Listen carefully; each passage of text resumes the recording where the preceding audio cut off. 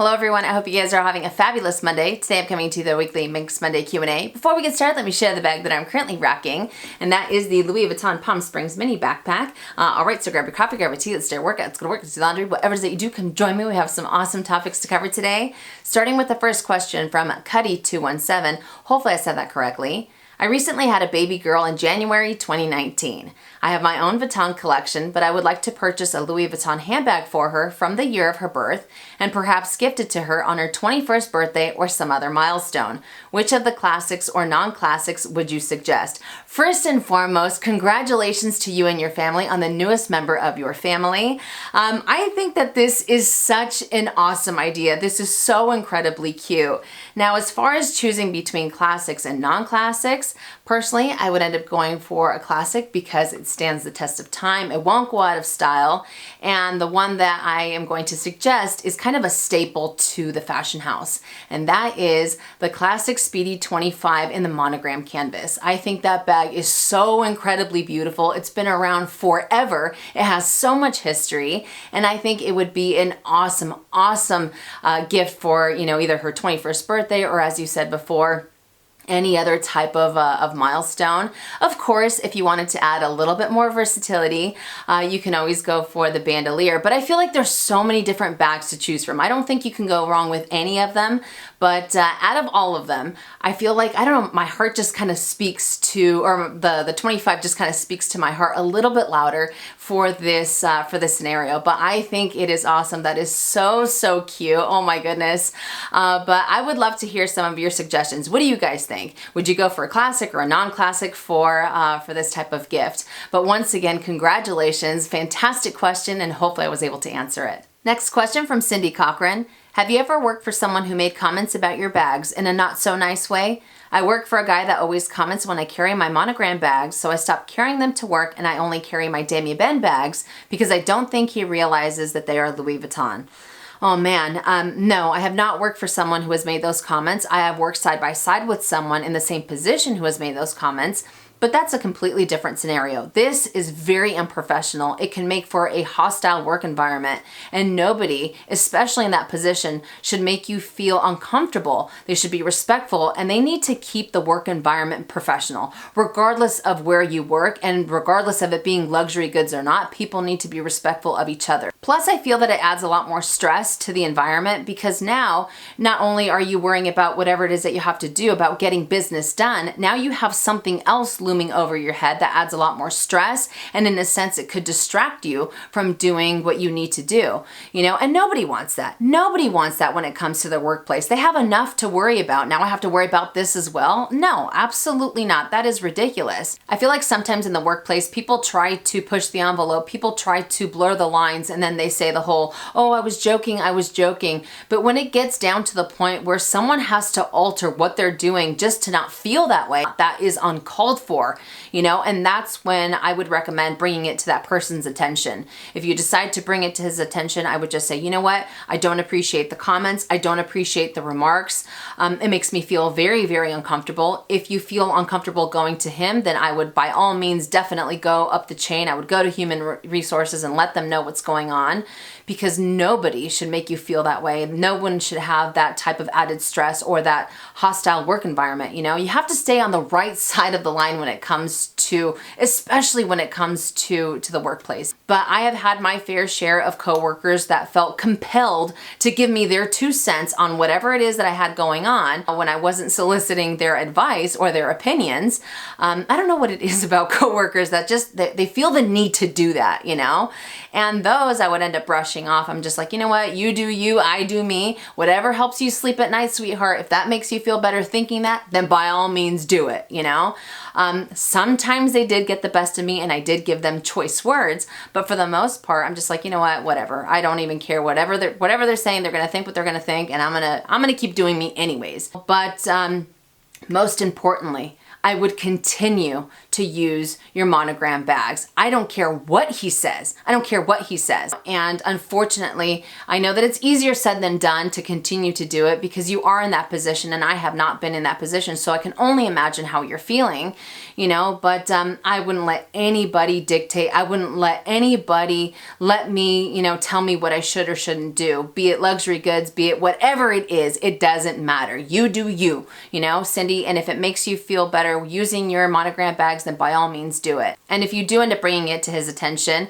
hopefully he rectifies his ways. Hopefully he apologizes for making you feel that way, you know, and hopefully that's a thing of the past and it never comes up again.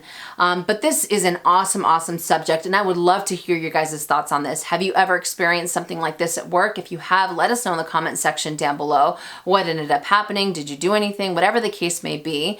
But once again, I hope everything gets resolved and that you no longer have to feel that uncomfortable when you go to work. But fantastic question, and hopefully I was able to answer it. Next question from Vintage Jewelry. Speaking of teenage years and parenting, is there anything that you thought was unfair when you were a teenager that now as an adult you understand? This is in reference to what we discussed last week. And as a teenager, I was silly. I will admit I was silly. At times I felt like I had a chip on my shoulder. I felt like the world was against me and no one understood what I was going through. And there's a lot of things that I see differently now as an adult than when I did when I was younger. And one of the things that always stands out is how I was introduced to responsibility as a young adult. Very different from how I was introduced to responsibility at a different age. Now, when I got my first jobs, my parents said that I had to contribute to my expenses and I also had to contribute to the household. Of course, I couldn't cover all of my expenses because yours truly was working minimum wage. So it's not like I was rolling in the dough, but still I had to contribute. And I remember one day my mom said, you know what, I love you, but as long as you live under this roof, you are going to contribute. When you have your own place, you can do whatever it is that you want to do. At the time, I was super annoyed. You know, I thought they were doing it to be mean. I thought they were doing it to punish me. I have no idea. And then I threw them the whole, well, my friends don't have to do it. Why do I? You know, my friends would end up working at Blockbuster, their paychecks, they were able to go to the mall and do whatever they wanted to. And meanwhile, here I am trying to cover some of my cell phone bill because yes, I could talk my girlfriend's ears off. You know, I had to pay for this and I had to pay for that. So I didn't have as much play money as I would have liked. So I was just, like I said before, I was super, super annoyed. Now as an adult, I see it completely different. And I am forever thankful to my parents for instilling that in me in such a young age, because it not only taught me responsibility, it also taught me the value of a dollar. You know, and if you really want something, you have to go out there and work for it. But besides that, I feel like maybe that's the reason why I am the way that I am now, as far as you know, as far as how I handle my my expenses, because I have to prioritize my responsibilities first, and anything afterwards is my mad money, if you will. You know, of course, I had a major speed bump when I was younger. I got a little carried away, but still, I honestly feel because of those lessons that they taught me at such a young age, I am the way that I am now. And some people might disagree with the way that they raised me. Some people might think that it might be a little too harsh. I definitely don't see it that way. Like I said before, at the time, I didn't understand it. I thought it was madness. I thought it was craziness. And in all honesty, I feel like my parents deserve a medal for dealing with my crazy ass. But but now I see it completely different. But I would love to hear your guys' take on this. Is there anything out there that you didn't understand as a teenager that now as an adult you do? Let us know in the comment section down below. But fantastic question. Hopefully I was able to answer it. Next question from Lineberg Jensen. Hopefully I said that correctly. I'm in love with the Louis Vuitton Alma BB and Damier Ben, and I'm almost 100% sure that I want to buy it. But I've also looked at the Louis Vuitton Speedy Bandolier 25 in Damier Ben. It will be my first ever bag in that price line. So what do you think would be the best bag to start with? All right, so I did bring out both of them, so we have a little bit of eye candy. Here is the Louis Vuitton Alma BB in the Damier Ben, and I know that you had mentioned the Speedy Bandolier in the Damier Ben, but I have it in the monogram. But here they are side by side. I think both of these bags are great. And like I mentioned last week, I am crazy about the Alma BB. I love the shape that it has. I love that red. But as much as I love it, between the two, my preference would actually be the the Speedy bandolier. And the reason I say that is because you get a lot of bang for your buck when it comes to this handbag. It's very versatile. You know, you can end up carrying it as a crossbody bag. You can take off the strap completely and use it as a classic Speedy.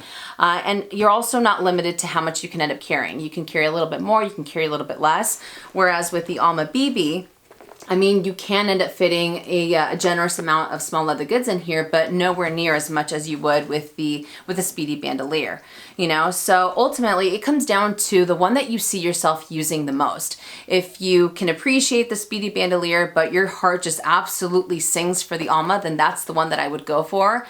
And if you don't end up carrying too much with you, and if you're not necessarily too crazy about, you know, having a little bit more versatility, yes, this comes with the strap. It's not as versatile as this one, because this one comes with an adjustable strap. This one, it's kind of like that whole one size fits all. So if you want that versatility, I'd go for the Speedy. But if that's not necessarily important to you and you carry a little bit less, then I think that this is an awesome, awesome handbag.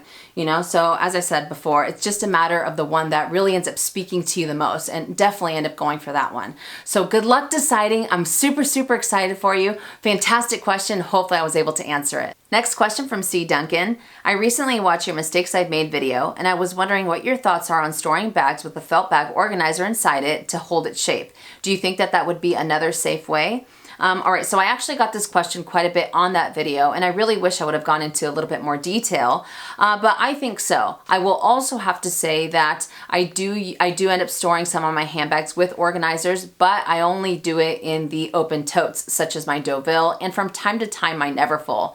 And the only reason I end up using it in that type of bag with that type of style is because when I did get an organizer for the Speedy 30 and the 25, I love the fact that it helps to maintain its shape, as you mentioned, but I also started to notice that there was a crease forming on the canvas of the bag, and that's just from where the organizer stops, and then you have the top of the bag, there's a slight mark, like an indentation on there. So it did make me a little bit paranoid, and I figured, you know what, I'm just gonna take out the organizer in general, and I'm not going to store it that way. So I actually prefer not to use an organizer inside of closed handbags for that same reason. I think that with open totes, such as the Deauville and the Neverfull, as I mentioned, those, because it doesn't really have a whole lot of structure, you're more so just trying to add structure to it by putting in the organizer, and it's not necessarily like cinched in, it's not closed in, and I don't feel that there's as much of a risk of having that indentation on there. So I think that for a short amount of time, or for short periods of time, if you were to use an organizer, I think it would be fine, but I'm more so thinking of an extended period of time. One thing to know, I don't think that the indentation is necessarily permanent on some materials. It might be a little bit more noticeable on others, but as far as canvas, I feel that if you were to take out the organizer, and if you were to use the handbag the way that you would normally use it, eventually those creases would end up coming out. Eventually that indentation wouldn't be there, kind of like what I did with my Speedy 25. You can no longer see that line. But I think that on other materials, such as a leather handbag, if you were to use an organizer for an extended period of time, when you go to remove it, I feel that the leather might end up relaxing, and it might have a memory of where the organizer was before, and it would automatically go back, you know, go back to the same shape of where the organizer ended or where it landed or what have you. I mean, that's what I think. I could be wrong. If any of you guys have experienced something different, let me know in the comment section down below. But I do appreciate organizers. I feel that they offer so incredibly much. They add that structure. They give you organization. You're able to see everything at a glance, you know, and unfortunately, I feel that with some of them, with certain silhouettes of handbags, you will be able to see that. And as I mentioned previously, I don't think that indentation would be permanent, but it is something to just keep in the back of your mind, especially if you're thinking of storing the handbag for a long period of time, that could potentially end up happening, you know. But either way, I would love to hear your guys' thoughts on the comment section down below. But fantastic question. Hopefully I was able to answer it. Next question from Diana Marie. My husband just got back from Milan, and he got me back a Louis Vuitton bag. After using it a couple times, I noticed that there's something wrong with the shape, a bit wonky.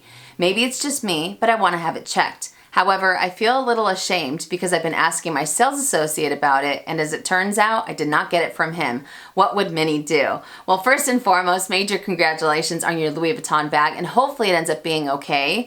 Now, I understand that loyalty is appreciated, all right? I totally get that. But I also don't think that you should feel bad, especially if you decided to go to another boutique, or as you mentioned, it was a gift from your husband. And, you know, I've said it before, I have cheated on my sales associates many of times. And the way that I see it is that some sales associates are able to get items a little bit easier. Some locations get items a lot faster, or some locations get a lot more quantity than others, you know, so you definitely shouldn't feel bad. And what I would do, I would just go in there and say, hey, I just got this bag. It looks a little bit funky to me. It looks a little bit off. Can you take a look at it? Just be very casual about it, you know? And who knows, maybe he'll be thinking, maybe if I would have gotten it for her sooner, you know, she would have gotten it through me. You know, that's one way of looking at it. But ultimately, they do end up working for the same company. So technically, you're not cheating, you know, you're not cheating. And I feel like that's kind of like the silver lining. You can look at it that way. But fingers crossed that your bag ends up turning out okay. But as I said before, don't feel bad, don't feel ashamed, you know, and the fact that your hubby was able to get it for you when he was in Milan, I think that's awesome. Very sweet of him. And especially if it's a bag that you had been looking at and it's a bag that you had been wanting to add to your collection for a while, or whether it was a while or not, you know, the fact is you got the bag, so enjoy it. But fantastic question, hopefully I was able to answer it. And the last question from Sandra Capers, do you use your Louis Vuitton daily pouch much these days? If so, how? All right, so I did bring it out so we have a little bit more eye candy. This is the Louis Vuitton Daily Pouch, and I think it's in the color Sesame, if I'm not mistaken. They have since added a few more colors to the line, but I actually haven't used it too often within the last couple of months. I more so tend to use it as a clutch in the summertime, just because it gets way too hot here, and I feel like this isn't too overwhelming, and it still ends up fitting all of my essentials with ease. And I mean, I could use this year round because I don't have to worry about the leather that it has. It is a little bit more carefree. It's not necessarily prone to water stains or anything like that, but I just feel that I end up gravitating mostly towards it in the summertime. And I especially like to pair it with my Valentino Rocksteads, whether it's the pink ones or whether I want to go a little bit more matchy with the nude. But I do think that this guy is great, and let me give you guys a really quick tour of it. It does have a zippered top closure. There are no exterior pockets. It has a very smooth zipper at that. Generous in my opinion. You can see everything at a glance. It also is lined in the microfiber, which is great, especially if you're going to be using it with your electronics, such as your tablet. It does give you a little bit more padding, and it also has a slip pocket. And one of the things that I noticed with this guy is that it doesn't easily slide out from underneath my arm either. So of course I can't necessarily carry everything and the kitchen sink because it is so narrow. It can get bulky quite fast. So usually I end up carrying, you know, my phone, my 6-ring key holder, and my mini pochette, and just a few things here and there, not too crazy. So it's more of like the bare essentials, you know, and I feel like some of the other small leather goods that the fashion house offers that are a little bit wider, such as the Toiletry Pouch 26, those end up carrying a lot more than this one does. But I feel that between the two, this one ends up being a little bit more comfortable underneath because it's not as boxy, you know? So I don't know, but I really like it. But fantastic question. Hopefully I was able to answer it. All right, you guys, so that does it for Minks Monday Q&A. I hope that you enjoyed it, and I hope I was able to help. You guys had some awesome questions this week. I've had a few of you ask where you can ask questions for Minks Monday. If you can please put them on the most recent MMQA, it makes it a lot easier for me to see them. But I will see you guys later this week. But thank you so much for watching. If you enjoyed it, make sure and give it a thumbs up. If you haven't already and you would like to, please subscribe to my YouTube channel by clicking on the red button down below and hitting that bell so you're notified when I upload videos, which is anywhere from 2 to 3 times a week, and I'll see you guys later. And as always, make it a fabulous day or not, the choice is yours. Have a great day.